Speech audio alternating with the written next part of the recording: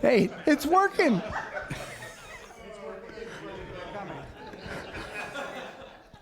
Okay. All set, Ken? All right. I'm live. Welcome to New Harvest. Welcome to our game dinner. We thank you for coming. Hope you enjoyed your meal, but I know you're going to enjoy our speaker tonight. Mr. Chuck Farneth has spent over 30 years as a fishing guide, as a professional sportsman, engaged in several competitions where he has taken top prize on more than one occasion. He has got stories to tell from people he has known across the years that are legends in the outdoors community. So please give a warm welcome to our speaker tonight, Mr. Chuck Farneth.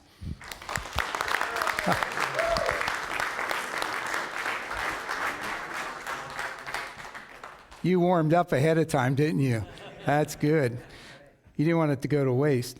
Thank you so much, Mark. Man, I'll tell you what, it has been a treat to be here. That's the only reason why I'm even in Michigan, because of Mark and David sitting alongside me in a boat on the river in Tennessee. And then he says, hey, what do you think about this? Well, okay, I think I can work that in there. Let me talk to my wife. No problem. So anyways, that's how this all came about. Apparently you guys did this in the past, the game feast.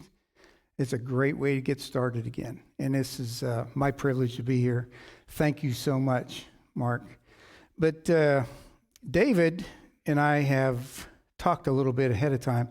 So David, where are you? Come on up here a second, bud. I can't see you for everybody out there. By the way, Mike, I love that vest, buddy. And listen, you are all in trouble because I know everyone's name. Most everyone, anyways, let's say. Percy, where are you, bro? Aha, there you are. I knew you'd answer. Hey, David, does this work, Ken? The handheld? Yes, it does. You are the man. David and I talked a little bit earlier, and I said, hey, Dave, I'd like for you to come up front and just acknowledge somebody who has been very, very instrumental in this whole event taking place, as well as this whole church coming about. And I'm going to give it over to you, Dave.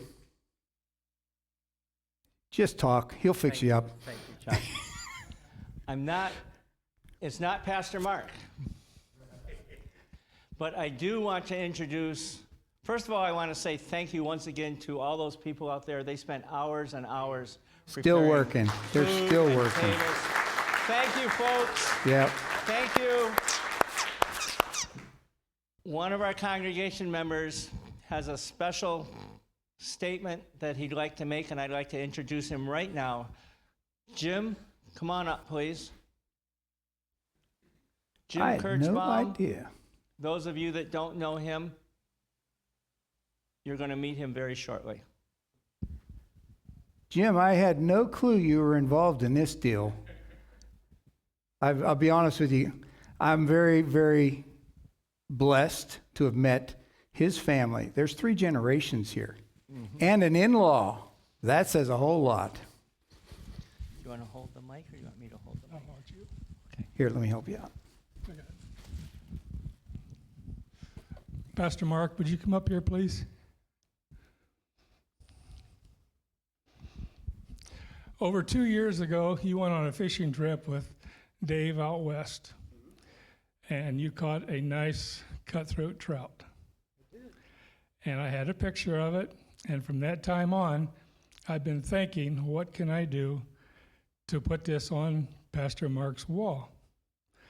So what I did is put this together, and this is a reproduction of your cutthroat trout.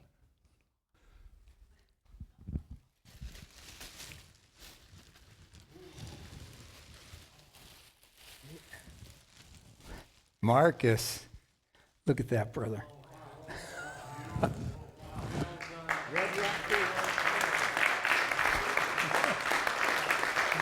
the fly you caught it on.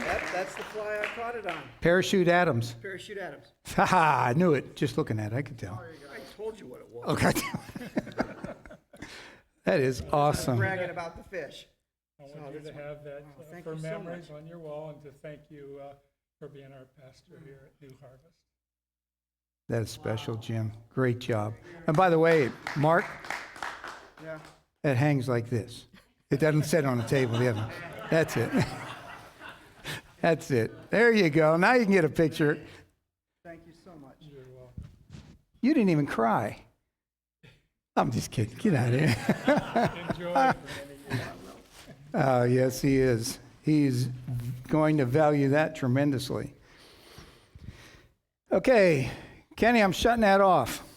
I don't think I'll need it right away, not unless I call Corey up here. Welcome, everybody. It is a pleasure to be here. Now, I stuck my hands in my pocket for one reason. They got cold. But I'm going to do something just so I don't keep you here too late. Because when I get started, sometimes it just keeps going and going and going. So I made a few notes, but I have my clock here. So if the alarm clock goes off before 10 o'clock, you all can leave, all right? All right, here we go. I'm Chuck Farneth, and it is a blessing to be here, to meet each one of you, to partake of the great food that's been prepared, but to see the kindred spirit, the loving hearts in Michigan. This is the first time I've ever been here to fish. I've been here prior to for other activities, but to fish and to speak to a group like this, it's very special. It means a lot. And I get to see individuals like Matt who reaches into the hearts of young people. And man, I'll tell you what, that's special. You know, tonight, I'm here not to preach. I'm here just to share a story. When I traveled to Hawaii quite often, I would hear them say, this was a common language, by the way. The Hawaiians use it frequently. They want to talk story. If you ever go there, you'll hear that. Talk story. We all have one, right? God just has shown his favor and blessing on me more than I ever deserved. And as I begin to share a little bit of that, I want you to understand I'm just a normal person. An ordinary individual that God chose to be in this position. And I don't want to waste it. I don't want to, how can I say, take something so grand and minimize it. To me, I've caught so many different species of fish in life. But to see that one soul, that is the greatest catch you'll ever have. So as Mark 1:17 says, follow me, and I will make you fishers of men. And I just thank God for allowing me that opportunity. So let me begin with my childhood years. I grew up in western Pennsylvania in a coal mining town. The steel mill was on one side of the tracks. The coal mine was on the other. And 6, 7 years old, I didn't know the difference. Man, we just grew up in a little town where we knew everybody. And most of them were older folks. But as I drove by or even walked by when I went fishing, the steel mill, all the guys would be sitting out front. And listen, you'll remember the days, some of you, when you carried the aluminum lunchbox. So they're all out there on the bench because the steel mill's hot inside and they're outside eating their lunch with those metal boxes, lunch pails, sitting there. They'd see me going down without fish. They'd see me coming back with fish. And it didn't take long for them to figure out there's fish in that river. And I lived right on the Allegheny River, just north of Pittsburgh, Pennsylvania. That was, for me, the greatest opportunity in the world as a youngster. I didn't know any different. We went out at daybreak, and we didn't come back till the street lights came on. And you were filthy dirty. And Mom didn't know any different other than go get a bath, get to bed. You know, that's kind of how you lived your life. Baseballs, the covers wore off. You tape them up with duct tape. Well, if they had it then. I think it was more electric tape. Hard to see, too, especially in the evening. But the thing is that when you grow up in an environment like that, you really don't know what anybody else has because you're kind of confined in a small community.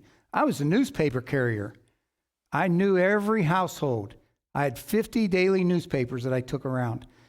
And I was never allowed near the river. And there was a little pond close by, too, because my neighbor's son 7 years old, went to the river and was throwing rocks over the wall at the dam.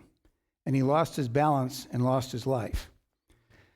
So from that point on, he was 7. I can't imagine having a 7-year-old wander that far away from home to go to the river. But my parents would never let me near the water. So what I did when I delivered newspapers, I ran. I delivered all those papers, and I ran to the pond because I knew how much time it would take, and so did they. Then I'd go pull fishing line out of the trees, an old rusty hook, find a grasshopper, cricket, or a worm, and I'd tie a stick on it for a bobber. And I would whip it out there and just wait for that little thing to move. And I'd catch bluegill. And if I caught a bass, it was a bonus, but it was only about that big, but it was a bonus. That was my beginning in fishing. And then Dad would take us occasionally to catch trout. Early in the morning in Pennsylvania, 5 o'clock in the morning was the opening of trout season. And then they finally wised up and figured, 8 o'clock's a little better, we can sleep in. It'd take me at 7, 8 years old and gave me a jar of salmon eggs, box of red worms. Every once in a while, if I was lucky, I'd get a salted minnow, a variety of different baits. I could never do that because it meant I had to sit there and hold a fishing pole and wait for this. And I just, oh man, that drove me crazy. So what you're seeing of me right now is tamed down. I'm high-strung, ADHD, and I can get on wires, buddy, and just go all over the place. That's why I don't drink coffee. I'll settle for water tonight. But the thing is, I started pretty much on my own until Dad came into the picture. Now, I know everybody in here has a dad. Dead or alive, you have a dad. Now, how many of you in here are dads? Good. We have a high percentage of you that are dads. That's what I want to see. Because Dad, in my opinion, probably has the greatest influence, next to Mom, in a young person's life. But they're a tremendous asset. I think it's why you're designed to have Mom and Dad in home. So my dad wasn't my hero at first. Because when Dad would come home from work, he wasn't a very happy person. And I could always hear it and sense it in the home. It was a little awkward, and then it got scary because the intensity increased. And I just kind of looked at that and I'm thinking, I'll never be like that to my wife. That's all I kept saying. I'll never be like that to my wife. I'm a teenager. I'm not married, but I know that that's not the way you treat a woman. The straw that broke the camel's back, where I began to hate Dad, I was awakened in the middle of the night with my mom's scream. And there he is, holding a gun at her, and her lips bleeding. And I have to be honest, the one thing you'll notice about me, I'm very transparent. When you talk to me, you know me. I was angry. I wanted to take the gun from him and use it on him. Honest truth. I took the gun off of him. It was fairly willing. He gave it to me. But at that point, I disliked my father tremendously. So I got out of high school. By the way, I did other jobs too. I delivered newspapers. I worked at Baskin-Robbins. I scooped ice cream for 90 cents an hour.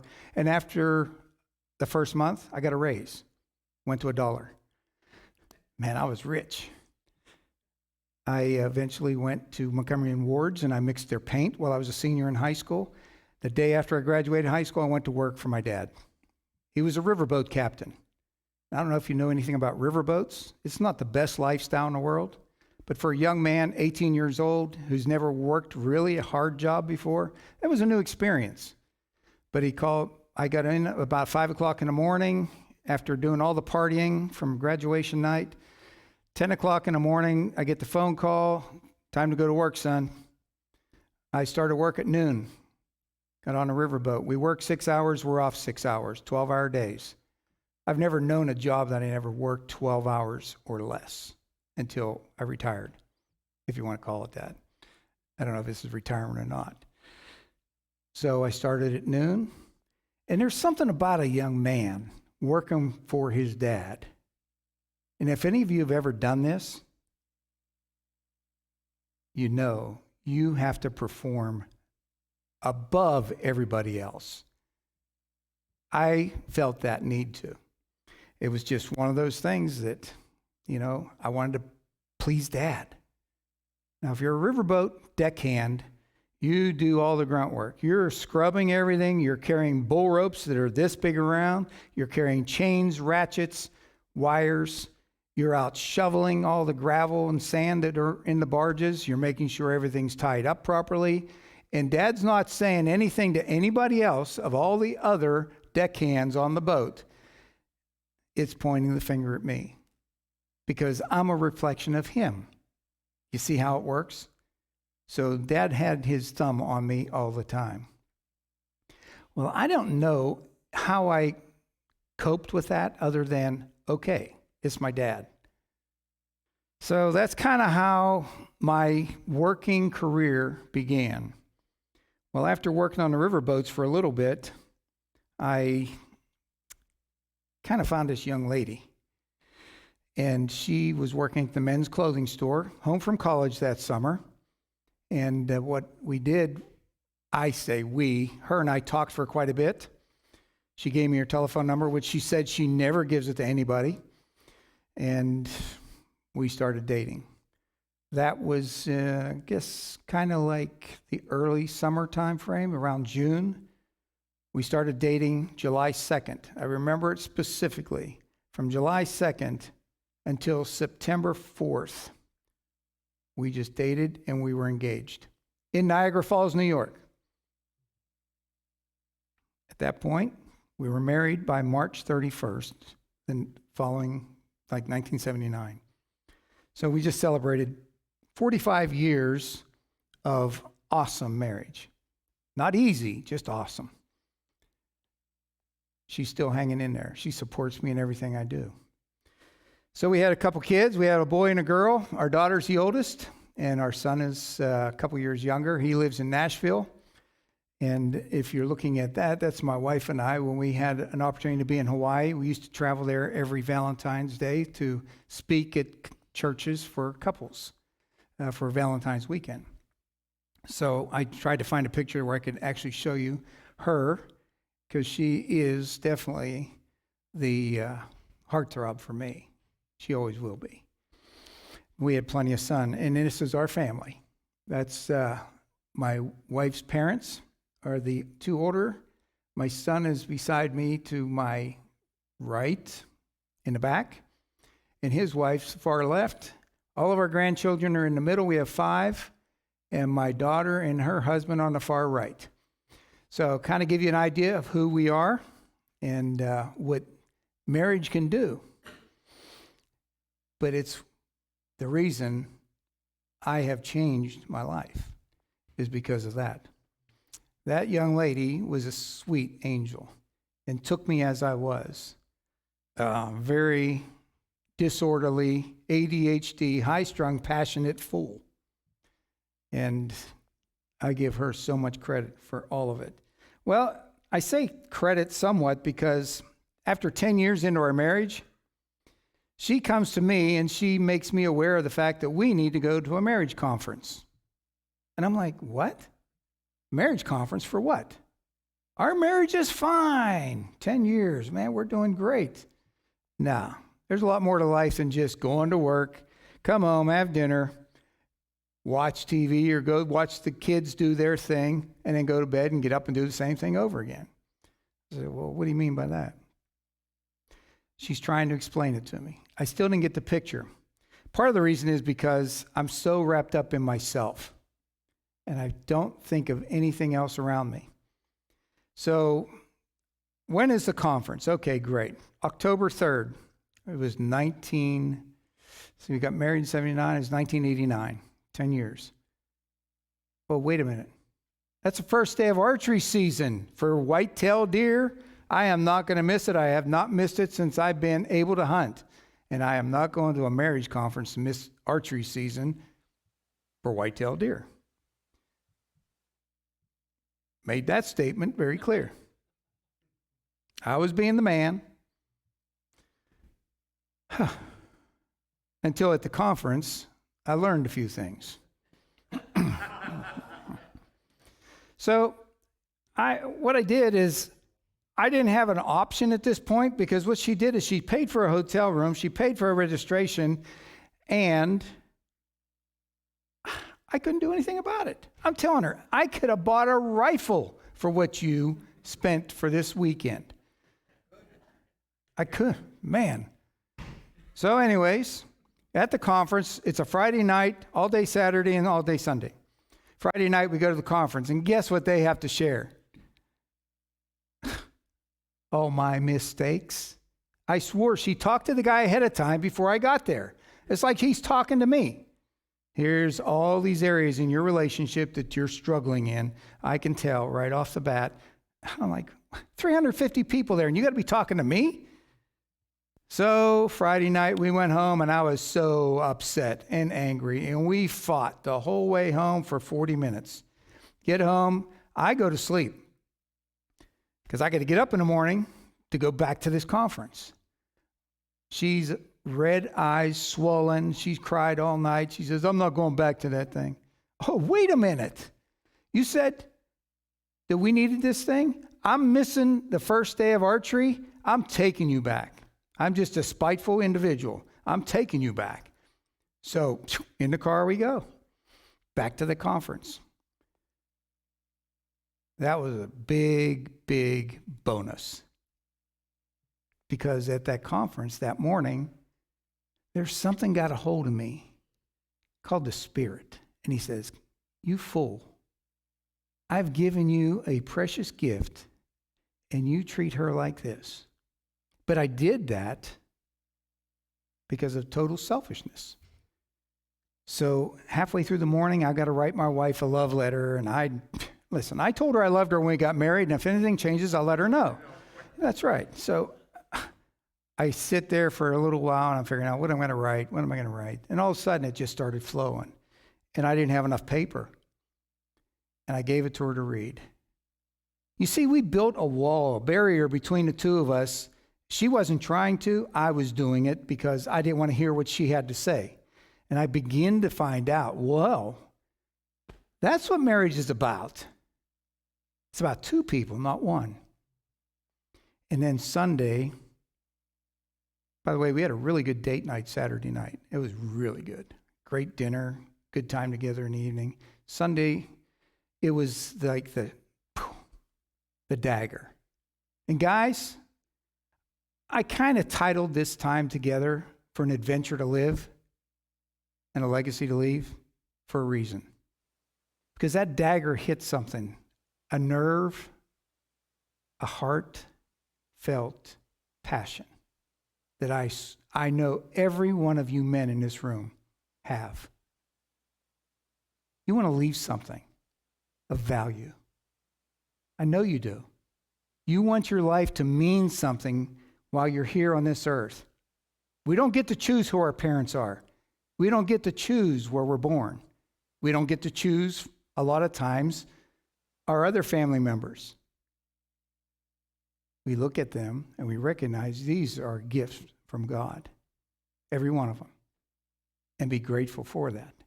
So what I did is I got this little dagger that said, Chuck, you are responsible for the legacy you leave. Wow. Wake up call. I never heard that before. Because if I look at a legacy, all I can go by is what I saw from my dad. That's our model. That's our example most of the time in our lives.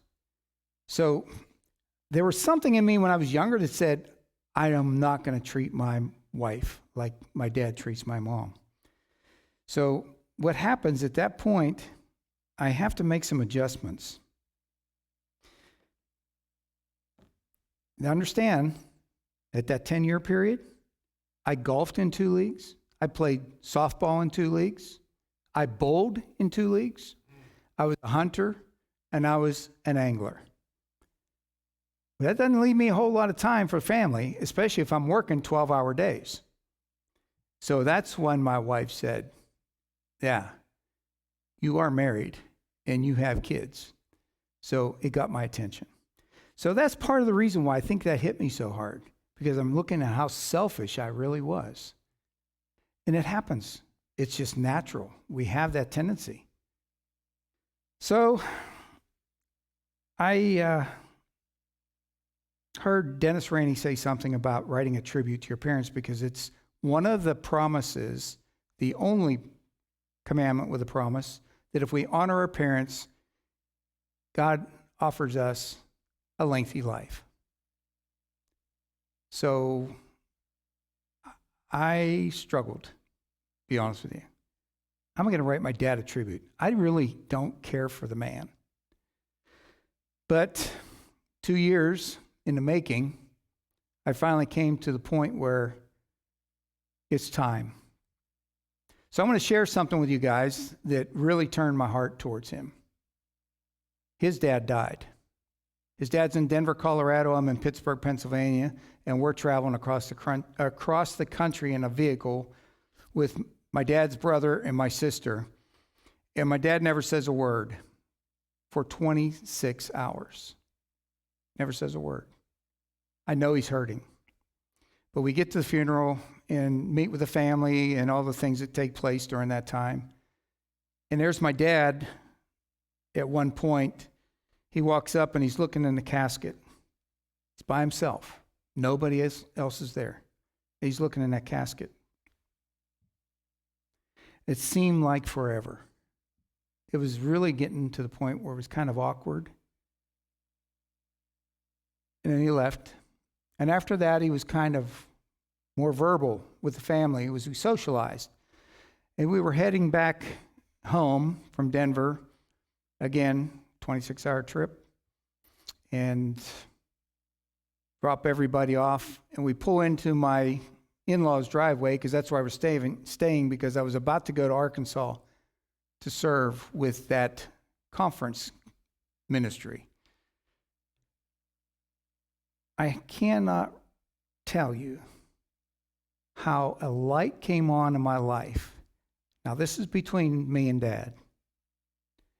I get out of the car, about to step out to go up the steps to the house, and he says, "I want you to know something, son. I love you." Guys, I'm 48 years old. It's the first time I ever heard those 3 words. The light, I've told you, came on because now I know my dad. I know who he is now. You see, he didn't have a very good model when he was growing up. He had a great dad. I mean, he provided for them, disciplinarian. He even cut hair. He'd cut my hair. It needs cut now, too. But who is it? I know somebody in here is a barber. Gary. That's it, man. There you go. But my grandfather never, ever expressed any affection. I never heard him say, "I love you" to my grandmother. All I heard was a loud voice. He may have thought it was not yelling, but everybody else thought it was. So I look at my dad and I'm saying, okay, that makes sense. You see, my dad at 17 got a girl pregnant. She was just shy of 17. And his dad said, "You're going to marry that girl." You know, the shotgun wedding? That's what it was. Now, the girl's dad said, "No, you're giving the baby up for adoption." So we got a little battle going on here, and it's like, I think the dad won over, and my father's father was right. They got married. So after that, they had 5 more kids. So here's my mom trying to raise 6 kids with my dad working on the riverboats He's away from home for 2 weeks, and when he comes home for a week, his time's his. He hunts, he fishes, he drank a lot, he gambled, and there was absolutely no relationship whatsoever. Later on, in his late 20s, he started drinking heavily, smoking, and I'm like, wow. At the time, I didn't know any different, but at this point, the light tells me there's a 17-year-old inside that body who never received an "I love you" from his dad. We have no idea as a father how powerful that means or that is in a person's life. Absolutely none.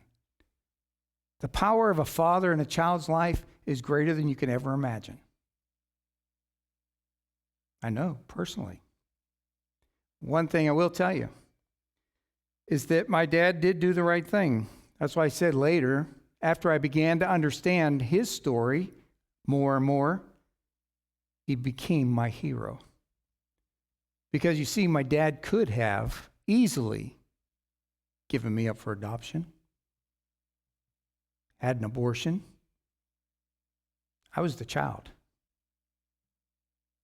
And I will be ever grateful for what they did to rescue me. After 25 years of marriage, they divorced. I don't think my dad wanted that, but Mom was fed up with it. She was tired of it. She had checked out long before that. So the youngest child was able to take care of himself, and that's when she felt it was time to leave. So I want you to understand that dads have a huge part in the lives of your family, your children's lives, even in the parents' lives. One thing I'm going to do is help you kind of get through this really quick because I'm going to lose a little bit of time. I could go into so much detail. But before I left, I read my dad that tribute that I wrote for him because it was able to come to mind after I understood more about him, and I thanked him for all that stuff. And I was the person sitting in front of the family at Christmas time, and I read it to him, and I could tell him that I loved him, and I was proud of him. He hugged me with tears streaming down his face, and he said, "Nobody else would have done that for me." Confirmed exactly what I thought. Guys and gals, both, let Dad know how much you love him. I think that's one of the greatest things you can do for them, because in their minds, sometimes they think you don't. And that's exactly how my dad felt. He felt like we hated him because of the divorce, because of all the things that took place in his life. And it was just the opposite. All we wanted was that love. And "I love you" from a dad goes a long way. Well, after the tribute, my wife and I, we relocated to Little Rock, Arkansas, served with Family Life, and we did that for 10 years. So I'm fast forwarding. In Arkansas, I sweat a lot, and I learned to talk different. I still don't get it all, but I'll get a day gum every once in a while. It was good. I liked Arkansas. Great state. Small towns, small town mentality. That's why I can walk around and I can talk to every one of you. Right, Mike? Willie, you're the man. Matt. Let me tell you. Steve, you're sitting there with your glasses on. Can you see me? Attaboy. See, those are the things I love. I love relationship. And we miss it all too often because of fences. But I got to do that when I was in Arkansas. And while I was in Arkansas, by the way, as I continue to share this little bit of my life, I want you to know I had no control of this, absolutely none. We went to Arkansas to serve in this ministry, and real quick, there were 3,000 applicants that applied for positions at that ministry. Of that 3,000, they invited 14 down for interviews. Of that 14 that went down for a week-long interview, so we could see them and they could see us, they accepted 6 couples. we were one of the 6. That's not happening by accident. That's a God's hand thing. So I'm not going to say no. We came home. The house sold to the first person who looked at it. Prior to us going down for the interview, I was let go from my job because I informed my manager that I was doing like an application thing. What are you doing that for? You know, bosses don't like that stuff. So I'm out the door. So now I'm without a job. I just get accepted for one. I sell my house. Where am I going to live? I have to live with the in-laws. I would highly not recommend that for 2 years because I have to go now and I have to raise support. I have to knock on doors, make phone calls, and ask people to support us on a monthly basis so that we can pay our bills. You know what that's like for someone that's worked his whole life and brought home a paycheck? Oh, dog, that was one of the hardest things I ever did in my life. Thank God he got my attention again. Because what he said to me is, Chuck, it's not about the money. You know, I'm calling you to go there, so I'm sending you. But there are many others that can be a part of that. You're not the only egg in the box. So I learned something. It wasn't about me. That selfishness, boy, that's an ugly critter. So, hundreds of phone calls and visits, and God made provision in 2 years. That's why it took 2 years with the in-laws for me to raise enough money for my family to go to Little Rock, Arkansas. Sorry. The thing that I want you guys to understand is there is nothing that God can't do. And that made me realize it at that point. Not a single thing. Because to me, that was an impossible task. Number one, that he's even calling me to go. I was reminded that God doesn't call the qualified. He qualifies the called. I love that civil. I love that. That's awesome. What a motto to live by. Because I didn't have any qualifications. Dang, all I did was work on a riverboat, a window company, and I fished a lot. I had to give up all the other stuff, by the way. Just in case you know, I was down to 1 instead of 5 activities. I learned that at the conference too. If I wanted to keep my wife happy. So anyways, we're in Little Rock, and then I ran into a couple guys because I wasn't quite sure, number one, whenever I was going to the southern state of fly fishing or trout fishing was even a thing. You know, it's hot down there, and trout like cold water. Well, then I found out. My buddy that I met when I went down for the interview sent me a newspaper article less than a month after I was there of a 40-pound, 4-ounce brown trout. And I'm thinking, no, this is a misprint. That is make-believe. It was real. In Arkansas. That was the 3rd world record brown trout taken out of that state. But at that time it was current until you guys broke it up here on the Manistee. Yeah, there you go, Brad. So I am like, okay, well, I don't have to sell all my fly fishing stuff. I can take it with me. So when I went down there, I got associated with these guys at the fly shop, and they said, hey, we are supposed to direct this competition called the ESPN Great Outdoor Games. That was back in 2000. So if any of you are old enough to know that, that was a pretty big deal. It was like an outdoor Olympics.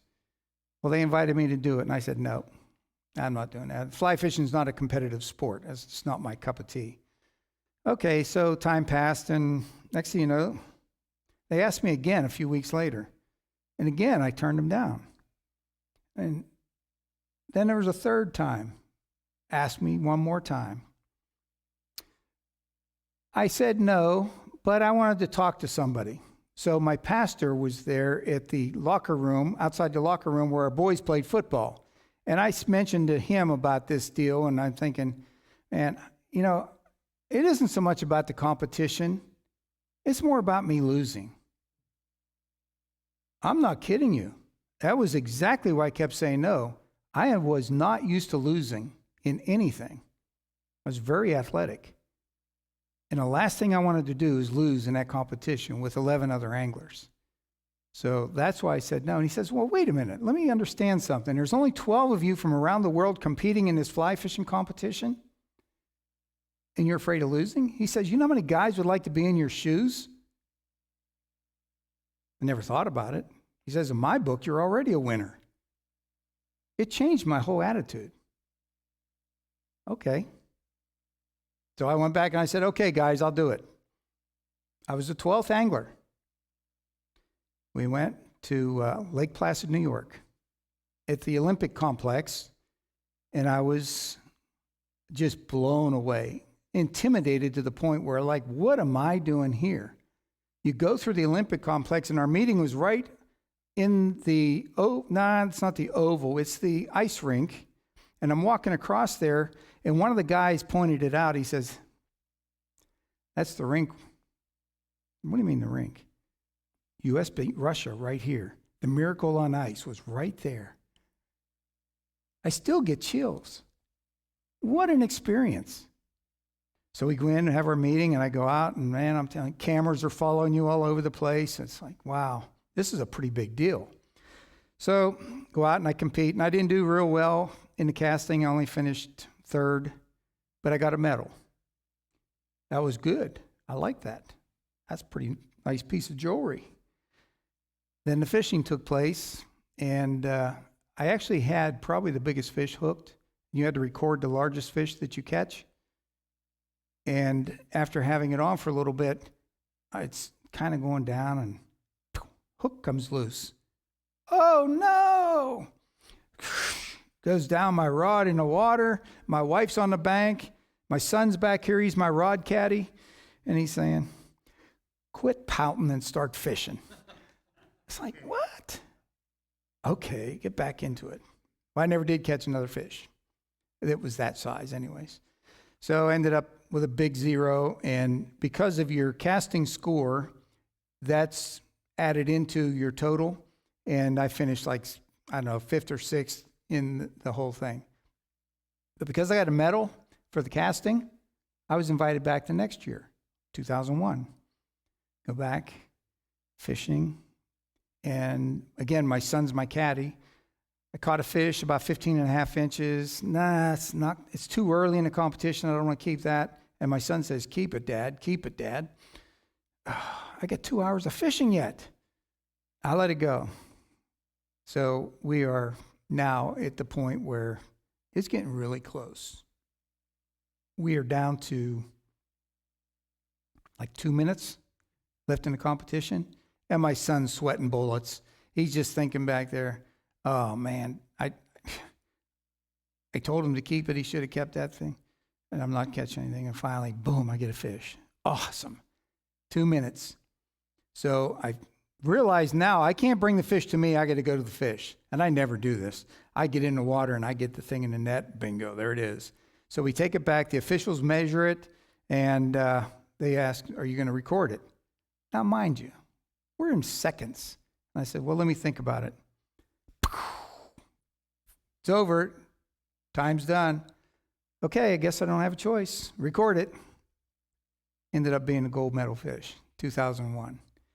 So that was my experience in the first competitions, and then I later competed in the Fly Fishing Masters, won the Northeast region up in, it was in Lake Placid again, but we were on the Osable River. And then later went to Madison, Wisconsin, Reno, Nevada, and did the Team USA in Coyhaique, South America for Team USA. Our team finished 4th, highest finish in 30 years, and I was the leading scorer, but I lost over 70 fish in 12 hours of fishing, and it broke my heart. I could have easily been in the top 3 in the world in that one too. But it's what it is, and it was fun competing. But I got all of that experience because I moved to Arkansas to join Family Life. Are you starting to see the picture? That's the adventure I'm living, right there. So while we're there, we get a call to minister to fathers and sons. Wow. And I was so, Jim, having your family here, man. That warms my heart. Really does. So, Garrett, you're still here, man. Still with me. Jeff, father and son there too. That just says a lot to me, because now I have that connection. I can relate to you guys so much. Of the thousands of fathers and sons that I've taken through our ministry, there's not one that ever walked away disappointed. And I can tell you this, over the years, that weekend gets stronger and stronger as a memory in their lives. I share one thing with every one of them whenever they're there. I give them a definition of what it means to be a man. And I could have done that tonight. I could have just asked you guys a question. Give me a definition of manhood. What's it mean? You know what I get? A lot of this. Blank stares. You know why? Because to be man anymore, it's toxic. We don't teach it. We don't teach our young men how to be men because we weren't taught. Unless you had a father like mine with a John Wayne mentality, you went and you kicked your butt, do what you're supposed to, son, and that's it. Relationship wasn't there. But I give these fathers and sons something to hold on to because I want dad to have a tool that he can walk away with and take his son through that rite of passage called manhood. If I was to give you a definition, do you think you could remember it tonight? It's going to be very brief. 4 points, and maybe a little mark afterwards. Reject passivity. Accept responsibility. Lead courageously. And expect God's greater reward. And finally, invest in others. Simple. Try living it. Not so simple. It'll put the greatest challenge on your shoulders, men, like you've never had before. Reject passivity. Accept responsibility. Lead courageously. Gary, why are you laughing over there? You familiar with Robert Lewis? You need to be. Guys, great 3-year curriculum called Men's Fraternity. I'm introducing you to that tonight. That's the definition you walk away with. And you learn to live a life a little bit different, which is what I did. You know, I was 48 when I went to Arkansas. I was about 53 when I heard this for the first time. And I took my son, 13 years of age, through it. And I was so blessed to walk him through it until he turned 18. What a great opportunity. Changed my life. Marriage conference started it. That study helped me understand it more. Because it's not a bunch of do's and don'ts. It's the hows and whys. Boy, was it on target. Helped me out tremendously. Since they crafted that, there are multiple high school football or college football teams that have implemented that on their campuses. Coaches have taken it and invested in the players. It's not a bunch of X and O's. This is real life. Because there's no guarantees you're going to the pros. You got to have a life afterwards. So anyways, that was a huge part of who I was. God put something else in our lives. With the ministry, after we left Family Life, we started the Outdoor Legacy Ministry for fathers and sons. He gave us a lodge that we turned into a bed and breakfast. So we had a place where we could host the fathers and sons to come and stay. My wife was tremendous. She cooked all the time. She took care of everything. And I took care of the activities outside of that. We did rock climbing. We were up the top of the mountains. We did trout fishing. That was a huge, teaching tool.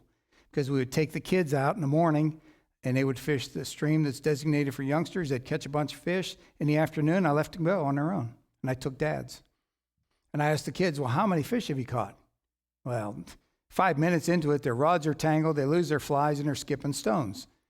Okay, they didn't catch anything. Well, that's good. I just want you to understand that because at the end of the weekend, I say, there's one thing I told you this at the very beginning. I'm your guide and instructor. When you were with me, you caught fish. When you were without me, you didn't catch any fish. That says something. So I'm going to leave it with this, kiddos. We set up a bunch of traps, bear trap, all kinds of raccoon and fox and muskrat, even a mouse trap. Set them out there, and I said, hey, guys, can somebody walk through there? Well, absolutely. I get someone that's going to raise their hand up. All right, come on up. So then we blindfold him. He doesn't know that's coming. Okay, now that you're blindfolded, you're still going to go through the traps? Wait a minute.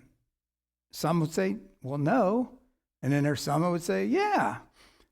Now, was that a wise choice, young man? So it's all about making choices. And I try to help him understand that.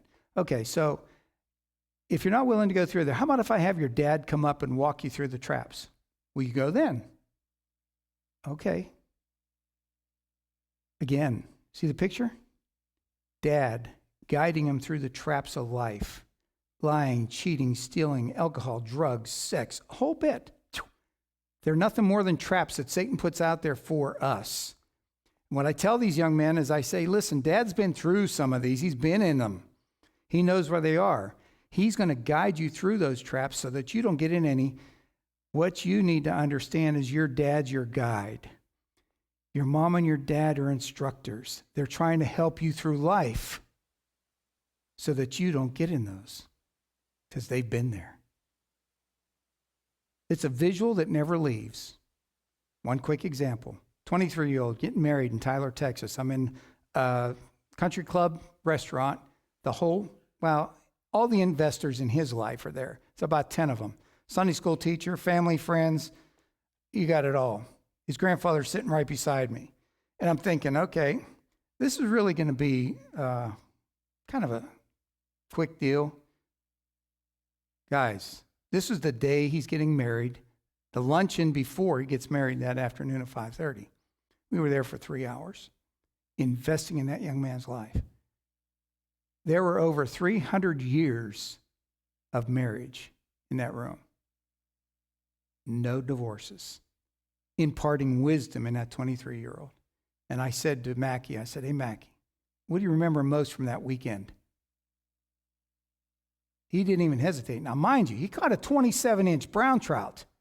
And I got a picture of him with his great big smile holding his fish. I'm thinking he's going to talk about the fish. Said the traps. Especially when you set the bear trap off. I said, some of them will kill you. That's whenever I said, I'm going to keep those in the program. So we did that for quite a while. So we got the lodge. My dad passed. I got to spend some time with him. And then I turned 60. Boo! That was a turning point in a variety of ways. We're in Hawaii. My birthday's February 3rd, by the way. So if you want to send me cards. Oh, Brad, your birthday the same time? Today. Happy birthday to you, my friend. Good for you. That's why you know about that fish.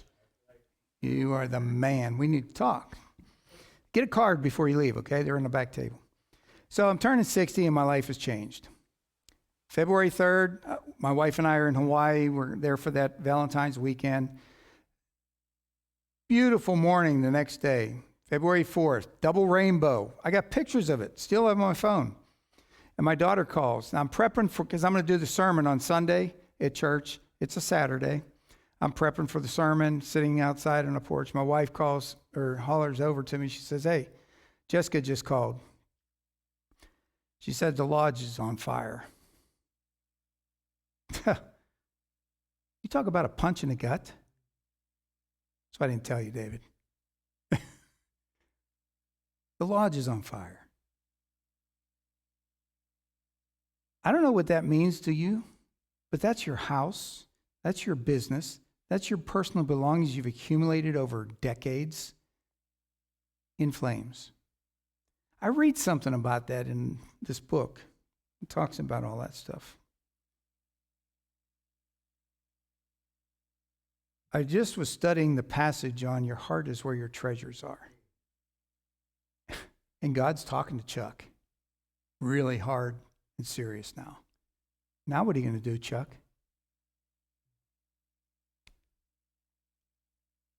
my buddy, who's the pastor of the church, that's why we were there, comes out, he puts his hand on my shoulder. And he and I have been through an awful lot.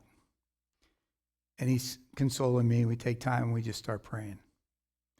And I'm going to tell you, there was a peace that came over me that should not have. It's almost like, did you set that fire, Chuck? It was really a God thing. So now, we don't know where we're going to go when we go back, other than we have a property where we had a bunkhouse for the kids to stay in. So that's an option. So to say that was a little shocker.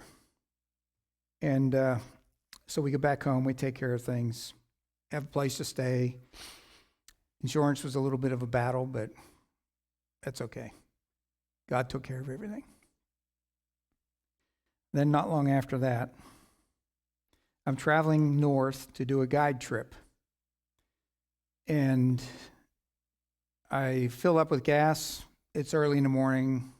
It's just starting to break daylight. There's an 18-wheeler in front of us in a 2-lane highway. It's not even interstate. It's just a rural road, 2 lanes. And I'm right behind the 18-wheeler, and I'm seeing he's going straight, and I'm making a turn. Perfect. Great. So I get to the turn. I hit a little bit harder as far as gas because I wanted to get going. I was running behind the truck. And all of a sudden, I wish I could describe the sound, but it was, and I'm rolling. I knew exactly what happened, but I never saw it coming. I mean, it was like a thunder crash right next to you. I just got creamed by a Dodge Ram truck at 60 miles an hour broadside, and I'm rolling down the highway and end up sideways, driver's side down. I don't know if any of you have ever been in a situation like that, but I was conscious the whole way through, and I had from anger, number one, who's passing here at that point, to number two, is this how it's going to end? I honestly thought that was the end. When I came to rest, I felt a peace. Airbags are hanging down over here. The windshield's gone. It's just starting to get light out, so I really can't tell you. I just heard all the crashing and the metal grinding and the rolling and all that stuff going through my mind. So I've got, fortunately, the sense to disconnect my seatbelt and climb up to the passenger side window, which was out, and look to see what happened. Well, that truck that hit me was on its side, driver's side down. It's kind of facing this way. I'm facing this way, and a lady's coming. Now, mind, there was about a dozen cars behind us. Only a couple people stopped. The rest were just going. And I saw a fire starting underneath that truck where the engine is. And I told the lady, after she asked if I was okay, I said, I think I'm okay, but get someone to put the fire out. So I climb out, slide down over the hood of the car, the front or the top of it, and my stuff scattered every place. Now I got all my fishing stuff. I'm going on a guide trip for a family, and I got to go pick up my vest, and my rods are broken, and all kinds of stuff scattered every place. The back end of my car was clean. There wasn't an item one in the back. So the fire's not being tended to. I got all my stuff that I could gather up. No emergency vehicles yet. They had called 911. The fire's getting bigger. Nobody's touching it. I go and I talk to a guy who's coming in to go to the lake with his bass boat. I said, I know you got a fire extinguisher on there. Can I use it? He said, I don't think the thing works. Okay. He just drives off. So this is the part that really gets you. Inside the truck is a woman screaming, help me, I can't get out. And she can't get out. Somebody's trying to get her out of the truck, and she can't get out, and the flames are getting higher and higher and higher, and she's trapped inside there. I don't know if there was several guys trying to get her out at one point. Whenever I got there to try to lend a hand, there was one guy.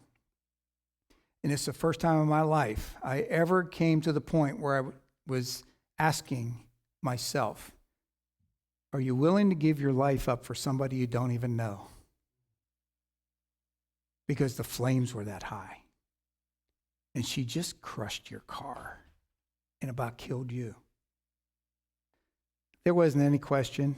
There's no way I could live with myself if I would have let her burn in that truck. So I went over to help. Well, I got over there, and the guy that was there left. Actually, he had her head out and one arm. So if you know anything about the back of a pickup truck, they got the little square window. Her head and arms out of there, and I'm thinking, oh man, she's not coming out of there. How are we going to get her out of there? Do we have to cut her arm off? I didn't know.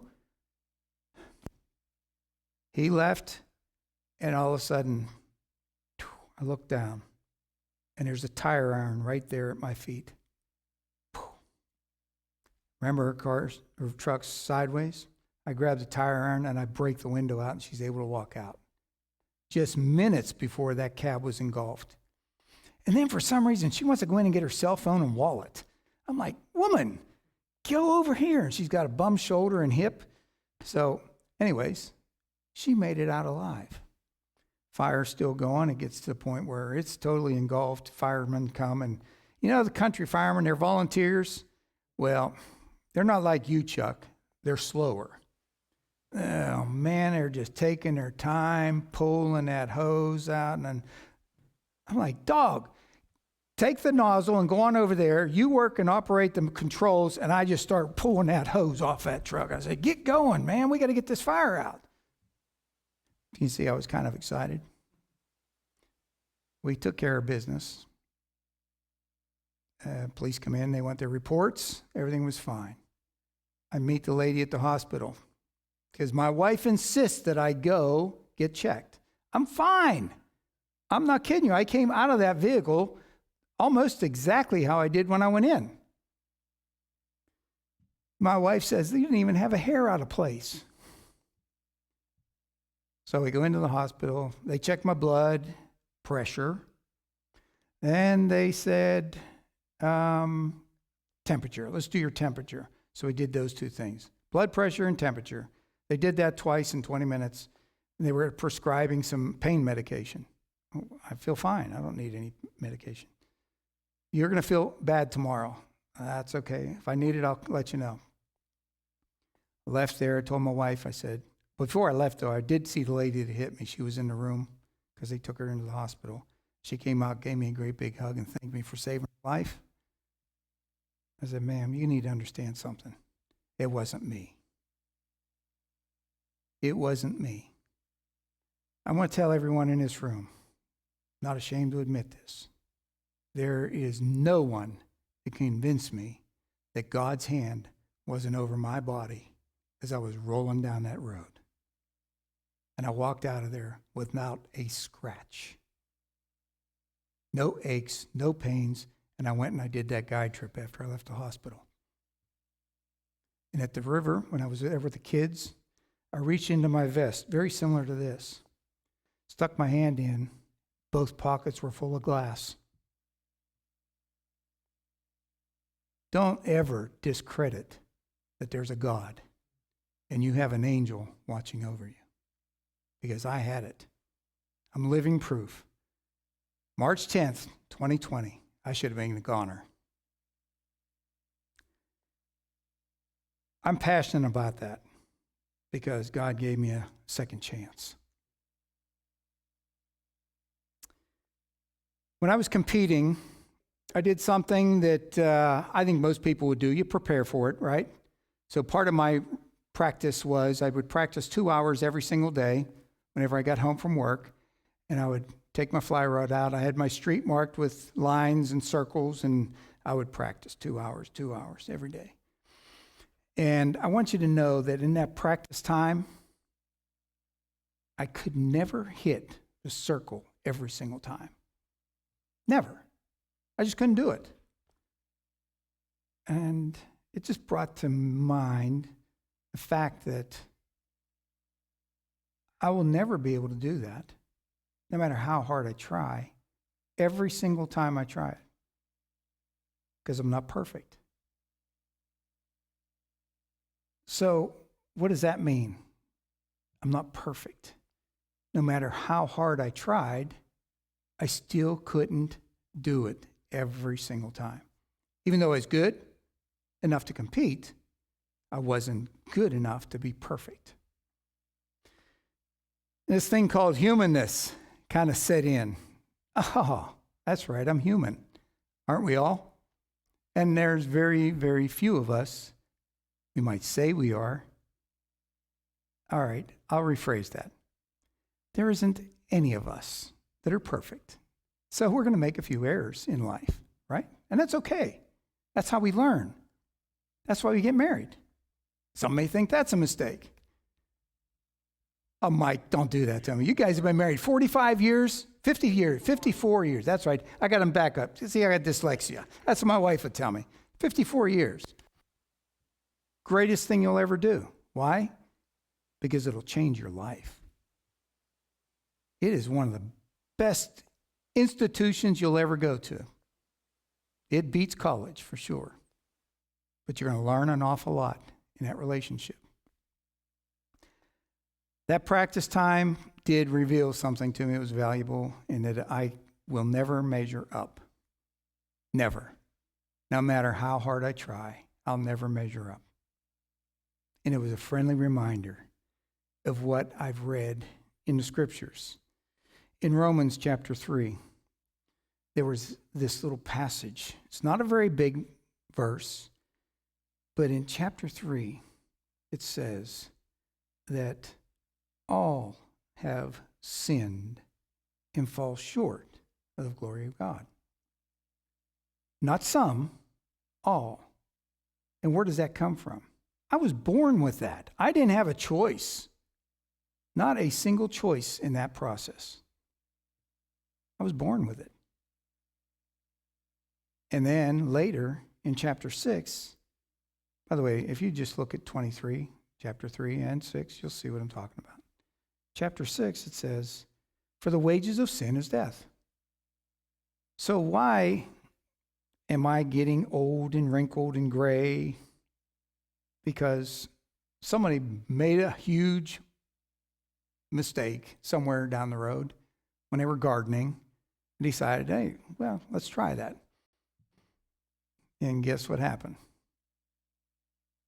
They went from okay to naked to you're dying now. And we all inherited it. It wasn't anything we did. It's something that was given to us because of something that took place a long time ago. You can't change it. It's not going to change. It's just the way God works. And the worst part is he can't see it. He cannot see sin. So we all have to go through that thing called death, someplace, somewhere, sometime.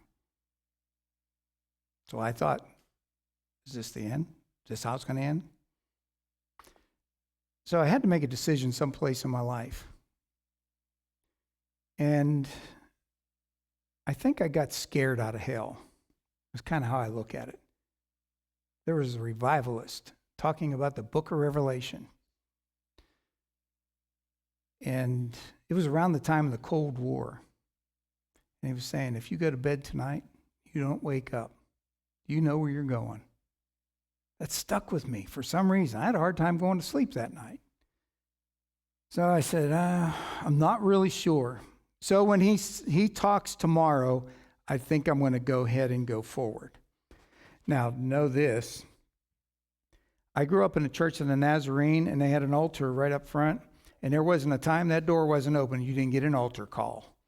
And it felt like she's talking. I had a female pastor. She's talking to me, and I got to go forward. If I don't go forward, she's not going to stop.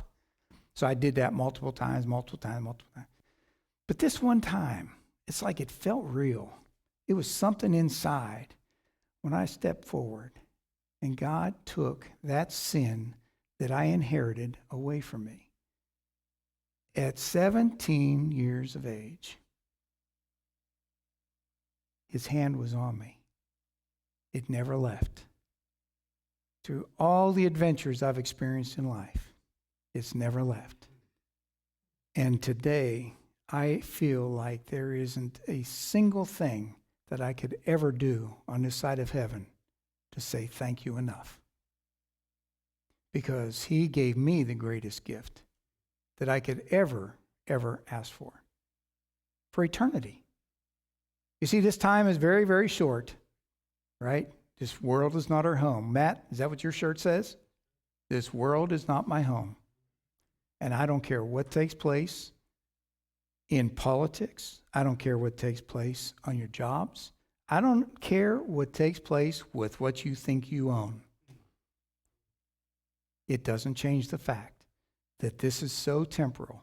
It is not going to influence anything about your eternal life. You get to choose that. That's one of the greatest joys of being here, not only tonight, but being around individuals that are similar in that lifestyle. So if I know that I've sinned and the wages of sin is death, then how do I get from there to this eternal place with the King? That's a very simple process for most people. For some, it's probably the hardest thing in the world to do, because there's this thing that's called pride, that you're willing to give it up. To give it up. I know why that little rascal was in heaven. Because of pride. And he's not going back. And one of the goals in his life is to take as many with him as he can. Don't get caught in that trap. It's the bear trap. It'll kill you. An absence of the King is nothing but turmoil, darkness, hatred. You'll forever and ever and ever. Okay, so how do I know God?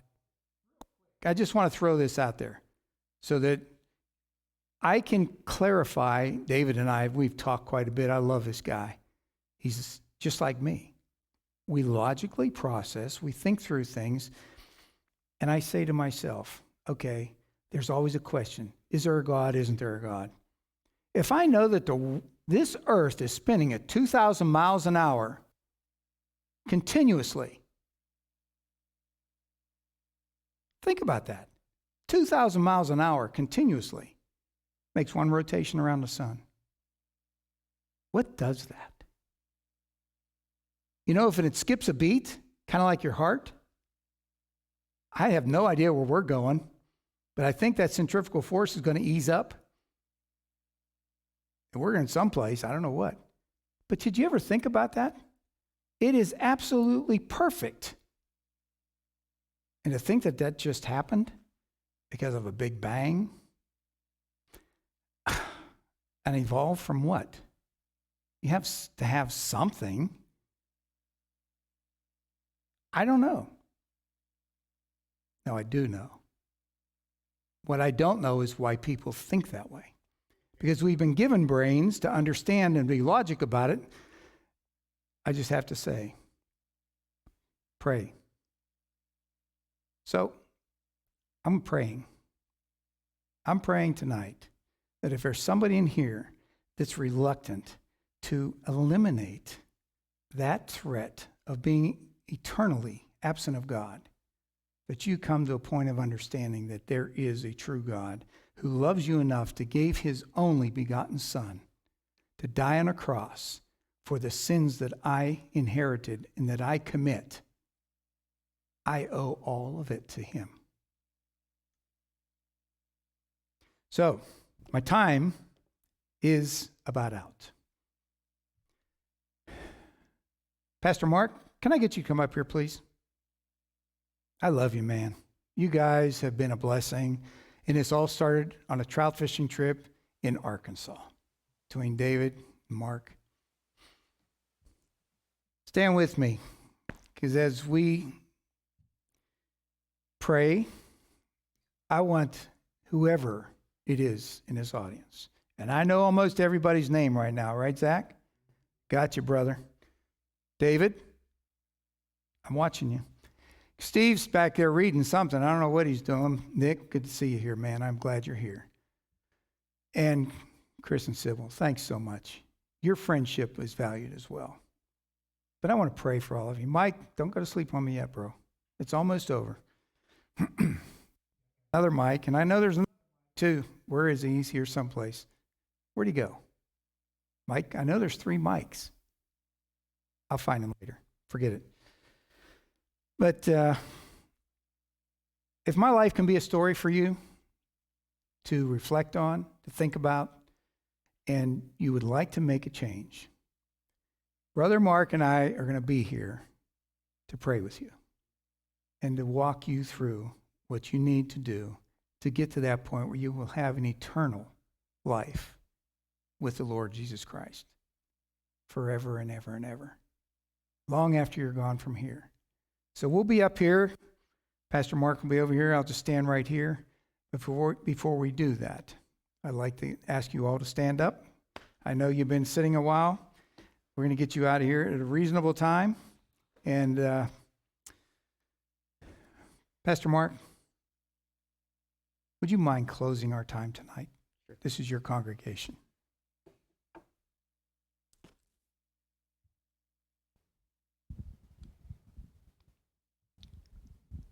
Loving Heavenly Father, you made us all. Every breath we take is by your providential hand. Our time, long or short, has already been established by you. And we give you thanks for your grace, your mercy, and your love. We pray that your Spirit would speak to our hearts as they have already this evening, the words of our friend Chuck, and that you would go with us as we go out this night to give us not only a good night's rest and safety returning home, but the opportunity to reflect on Chuck's life and his words and the promise that he has mentioned, which only is taken straight from your word. Be with us, we pray, for Christ's sake. Amen. Amen. Okay, Ken, you can turn me off.